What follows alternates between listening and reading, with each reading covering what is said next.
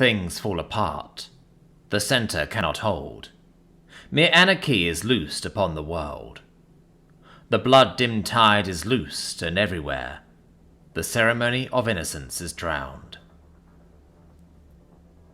Deshin made her way down to breakfast, knowing the others would be there.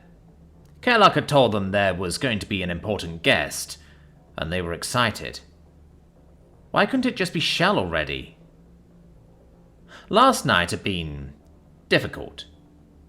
She hadn't meant to hurt Professor Warwick, but the pain in his eyes had been tangible. Professor Pelavon had been the surprise, though. While it never made it into her words, there was a lingering sorrow in her eyes. She and Professor Warwick let her talk about her situation, and both had promised to figure something out. He'd even brought up adopting her. He really was a little softy. He'd be the kind of father she'd imagined growing up. Caring, maybe a little strange and unknowable in the way a father might be to a daughter. She'd asked for help, and he'd freely offered to share their lives with her, as if it was something that could just be done. She could see why Pelavon loved him. Watching Professor Pelavon explain the realities, seeing his disappointment, hurt. These last few weeks, she'd nearly felt safe. After hiding her identity, standing alone for over a year, it had nearly come apart, but instead of casting her out, she'd been given help, approval. They'd done that just for her, and now she needed help more than ever. She hadn't imagined it might cause them such pain, but what choice did she have? There was no one else to turn to. Someday, she'd make it right. If only she could.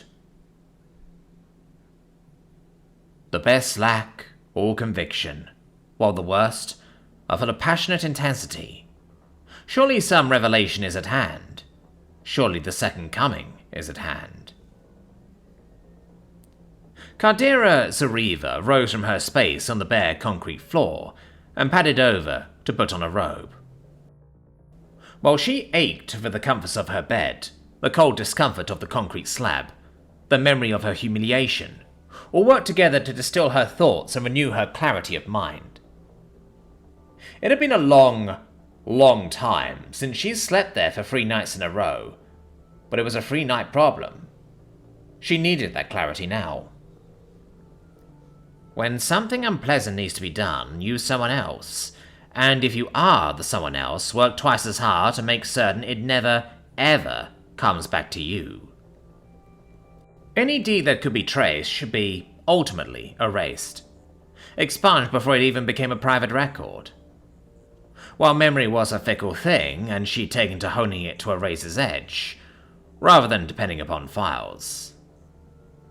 Only 3 days until Empress Kamalesh departs Shill, on a sacred voyage to recover the remains of her heir, she said aloud, or some token thereof. Her patron was leaving with her mother, and in the process pulled on a cloak of deniability, woven out of position and visible absence. But she was leaving a task to be achieved. Act with concentration, find your goal, and push until it yields to you. Cordera crossed into the actual living room and gazed out at the sunrise, considering the state of her preparations. Her eyes flickered over to the clock. Almost time to go to work. That 20 centuries of stony sleep were vexed to nightmare by a rocking cradle, and what rough beast is ever come round at last, slouches towards Bethlehem to be born. That was a hard night. God, I need coffee. Tom looked into the bathroom mirror. He slept in spite of the haunting memory of last night's conversation with Deshin. He hurt for her, but there was today to think of. The Minister of Education, in the classroom he shared with Miv. Rebecca, early on, was reputed to be a tireless proponent of education for all. Any citizen of the Empire, no matter the species, and Tom tried to square that image with what he'd seen after the Empire took Earth as its own. The uplift in education to galactic standards was happening, but until it became the norm, there was a very thin line between a trained workforce of Imperial citizens and cheap native labor. Where did that leave humanity? Where did it leave him? Still, some indignities shouldn't be borne at the cost of a man's soul. Myth? He stared deeper into the mirror and groaned. I swear, if you want me to stay over more often, we're getting you a coffee maker. If it makes you this grouchy, I'll consider it. Mavere finished tucking in her blouse and looked him over, brushing at his jacket critically. You'll live through one class without it, it's just one morning. Starbucks, Starbucks, wherefore art thou, Starbucks? He grumbled at the mirror. Stop being such a drama king, we'll be late. It's only a few thousand light years. They should have planted a shop here by now. Yes, dear. Ganya Sasano took to the podium. It had been a few months since she stood before such a small class, but practical humanity was something of a showpiece. As she looked over the 3 rows of students, her thoughts skipped ahead to the coming year, and her last conversation with the head registrar. Miv and Thomas have done so well that Ayala is going to have a conniption if we don't let in more than 12 students. That was a problem for another day. For the moment, she paused to look over the smiling faces, noting the girls she knew by name. I see that you have taken note of my presence in your classroom today. Ganya caught several of the girls sneaking a glance over at Rebecca, as she stood by the door. Ah well, let's have a little fun. Miss Gulton? Ganya leaned forward and canted her head as she focused on Kellogg. Is something unsatisfactory? I don't seem to have your full attention. Ganya kept her features impassive.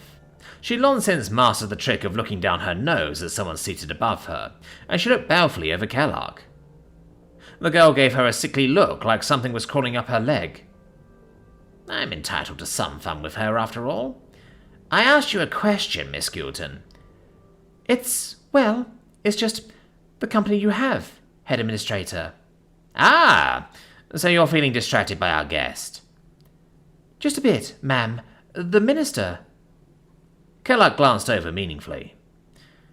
Sometimes it's hard to believe she's not nobility, and perhaps I'm laying it on a bit heavily. You mean our guest? Ganya's glare of disapproval turned into an impish smile as she turned. Well then, perhaps I should introduce her without further delay. Won't you please welcome Duchess Rebecca Earleon, Minister of Education.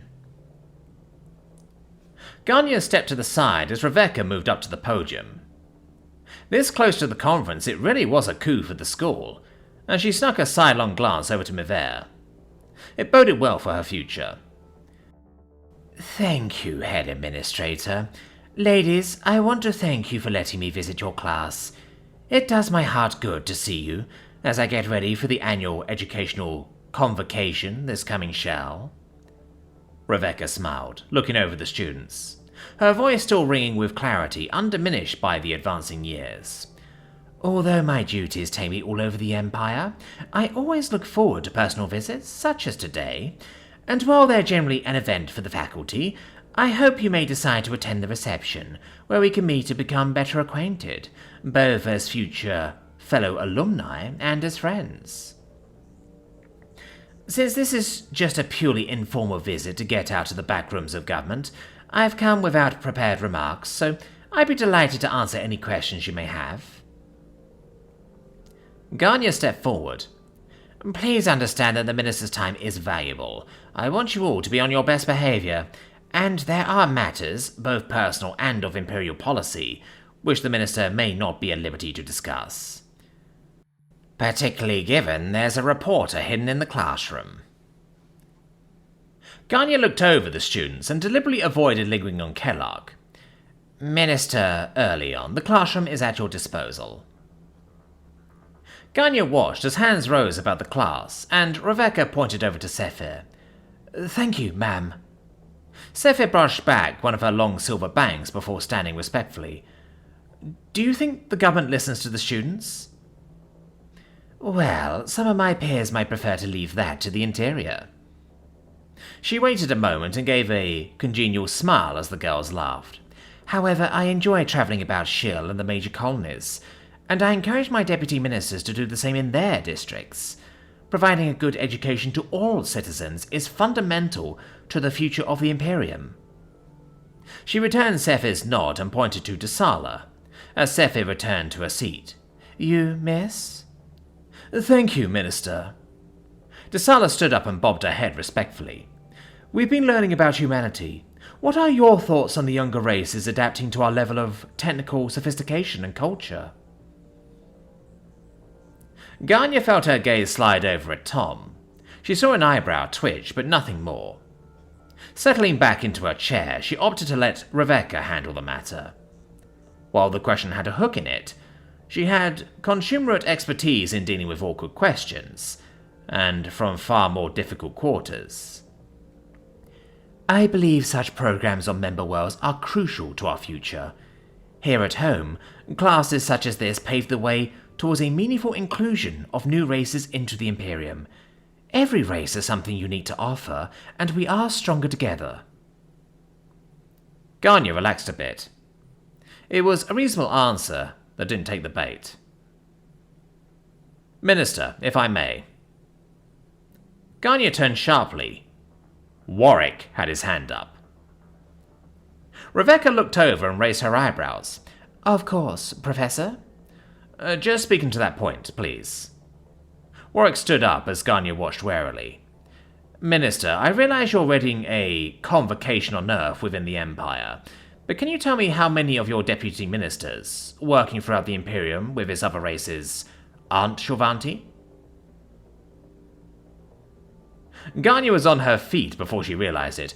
Professor, I'm afraid that you are getting in the way of a dialogue that the minister wishes to have with the students, and I suggest we let her get on with that.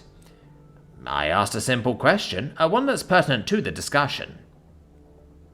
Rather than return to his chair, Warwick stood his ground, impassively. While she dealt with her share of unruly students and staff over the years, it was still a touch unnerving from a male.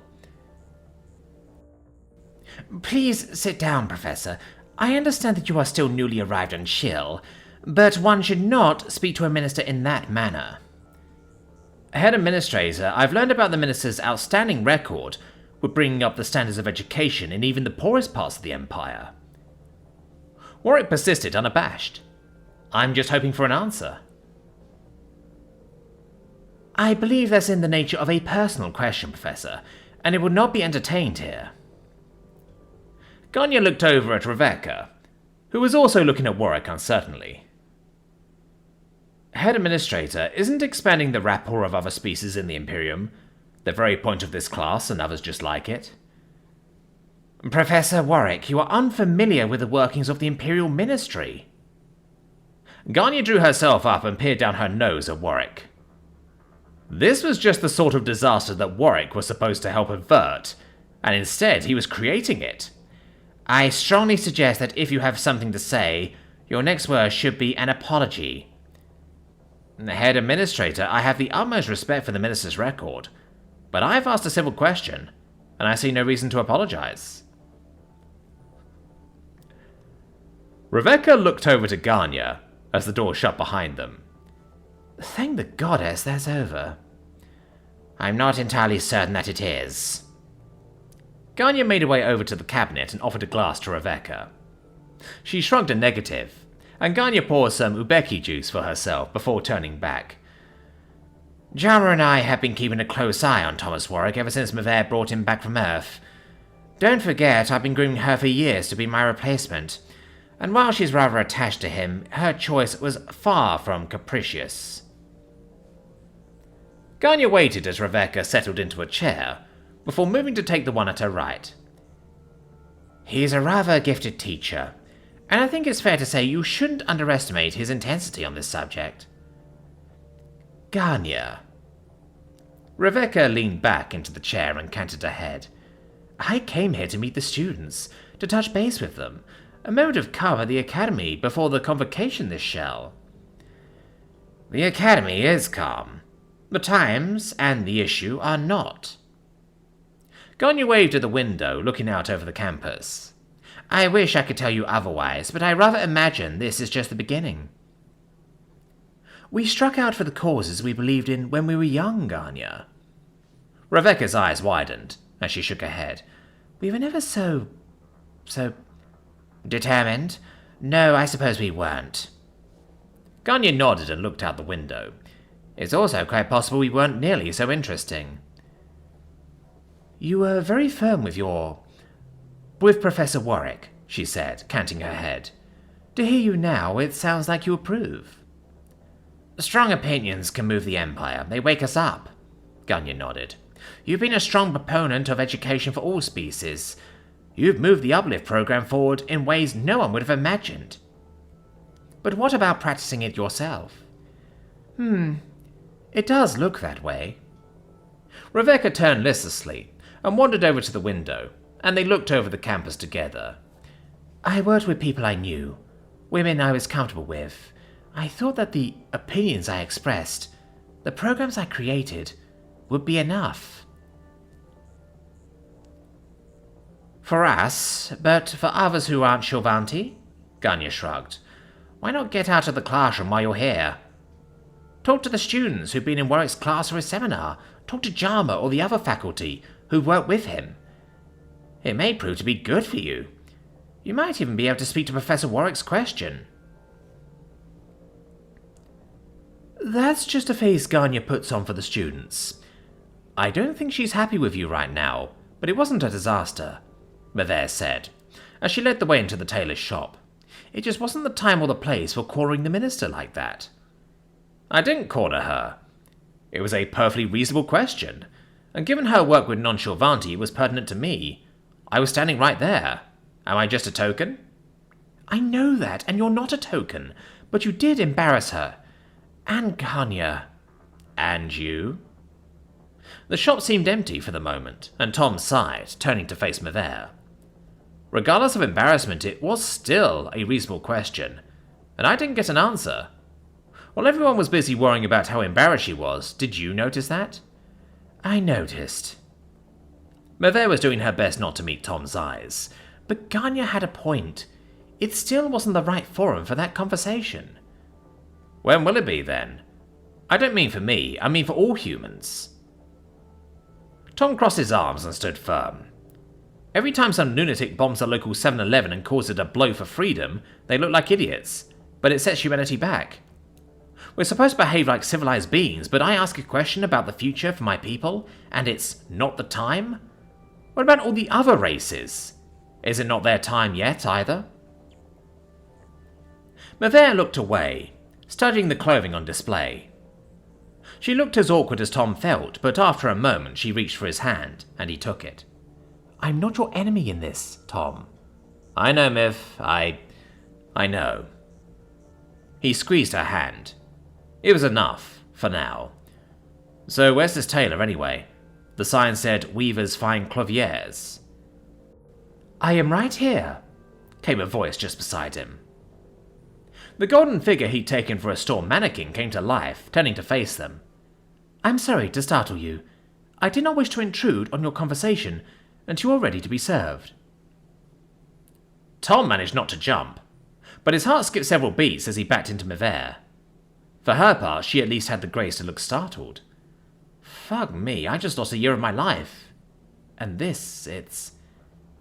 Oh, you're a Gearchild. Mavere stepped forward, extending her fist. I'm sorry, we were expecting to meet a Shilvanti, and I don't think my companion has ever seen one of your people before. Tom stared, despite himself.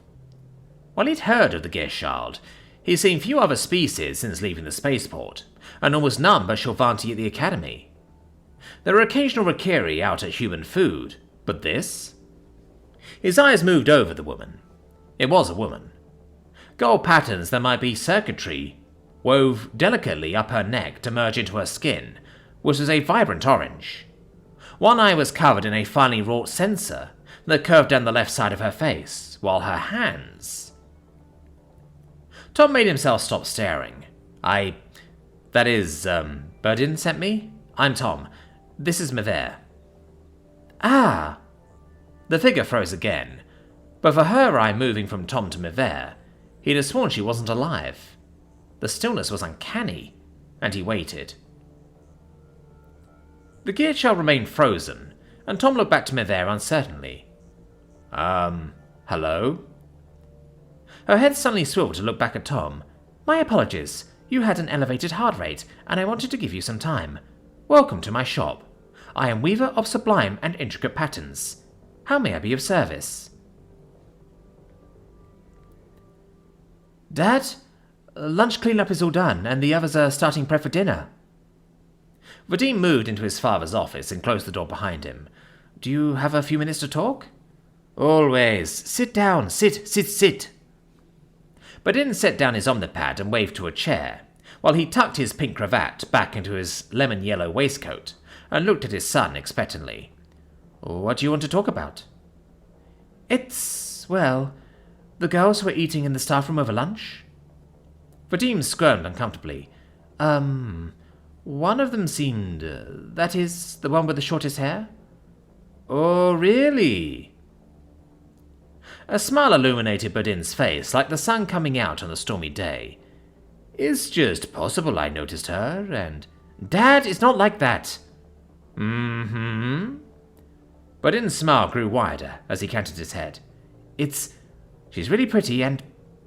Vadim slid lower into the office chair, blushing furiously. I mean, I'm always careful around girls outside the house, but right here, in our kitchen, and she's a student of your friend, and, well... And you think she's pretty? Yes. Anyway, I just wondered, since you may be back... Vadim grimaced, but rallied. How do you catch a woman's eye? I mean, you never have a problem handling any of the women who come to dine. You know how to talk to them. You know when one of them is going to try and grab you before they do. You're always 3 steps ahead, so how can I do that? Vadim. Vadim rested his chin on his hands and looked at his son. It's not about being like me, and that's not what you're really asking. You want to know how to attract a girl's attention. To do that, you need to stand apart, not in my shadow. That's why I want you to develop your sense of style. Once you're secure in that, you can show yourself off with confidence. Women will be drawn to that. I've never dressed too badly. Vadim looked down at the floor and brushed at the nape of his leaf green jacket. But if it's just showing off something phony? Style isn't the same as putting on a facade. Show who you are. Be honest, be kind, and be caring. Just that, because you're already all of those things, and you'll never have to apologize for it. Vadim reached up and tugged at his cravat before running a hand through his hair. The rest is just a garnish to make you look tasty. I'm not all those things, Dad. Vadim tried meeting his father's eyes, but couldn't seem to look over the desk. I'm not able to just show off. I know her name because I asked Tom. But you did ask, you see? There are so many things you can't control in life, but you can control yourself. Vadim stood up from his chair and grinned. You always follow the 3 commandments of Shield, don't you? Always be honest and faithful, avoid harm to others in the world, and embrace self-sacrifice and forgiveness in your heart, Vadim said uncertainly. I really don't see how that helps. Because forgiveness also means being able to forgive yourself, if you deserve it. You are always so hard on yourself. Really, I love her, but sometimes you are just like your mother. Vadim stepped to Vadim's side and wrapped his arm around his son's shoulders. You're a good man, my son. Just take some of what you are inside and let it show on the outside. Any woman that doesn't want you will need her eyes examined. I love you, Dad. Vadim slouched forward into the hug and closed his eyes. Of course. It helps to be a fabulous dresser. She might not be looking your way otherwise. Vadim sniffed, then tousled his son's hair. You hardly ever wear that puce suit, and you look marvelous in it. Dad, it's not all about you. If you want to catch a girl's eye, you have to get her looking. What do I always tell you? Vadim struck a pose as if a roving band of photographers were laying in wait behind the serving trolleys. There are times when it's better to look good than to feel good. Dad, how do you think I met your mothers? Dev's head to D4? Scifi said uncertainly. That's right. If you use your dev's heads, you can take hold of the center of the board. That gives you a lot of control. Tom nodded back to her. You know, I don't think we've had a chance to really talk much since you helped out at the library. He glanced at the board, then pushed a Marine forward. You're studying biology, according to your records. I am. Is that a problem, Professor? I needed an elective and thought your class sounded interesting. Sci-Fi looked up from the board and felt relief as he smiled and shook his head. My parents talked a lot about biology. I'm sorry. That just sounds awful, doesn't it? I really do enjoy your class. Yeah, it's alright. I'm pretty sure you want to carry me off to a secret lab and cut me into wafer-thin slices. Anyway, needing an elective is a thing. He canted his head almost like a Chavanti. It's not a bad thing to broaden your horizons, and a different perspective brings that to the class too. I'm just being curious. Well, yes. She checked the note card showing how all the pieces moved. Elsewhere in the room, Belda and Melondi were playing, while Deshin looked over their shoulders. Sci-Fi selected a Marine and moved it out to support the dev's head. My house runs a pharmaceutical company. It's not big, but it's not small. Anyway, my mothers are hoping I'll join after I graduate. Your mothers? Not you? Oh, yes. Eventually. She bit her lip. I was hoping, before that, I'd really like to attend medical school. I want more than just working in the business. I like to be a part of it in a way that matters. Tom's smile was warm, and the approval made her happy. But the smile flickered a bit, and he settled back from the board.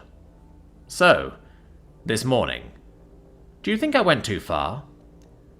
Well, I think you were right to ask, but so was the head administrator. She watched him carefully. It was nice being treated as an adult.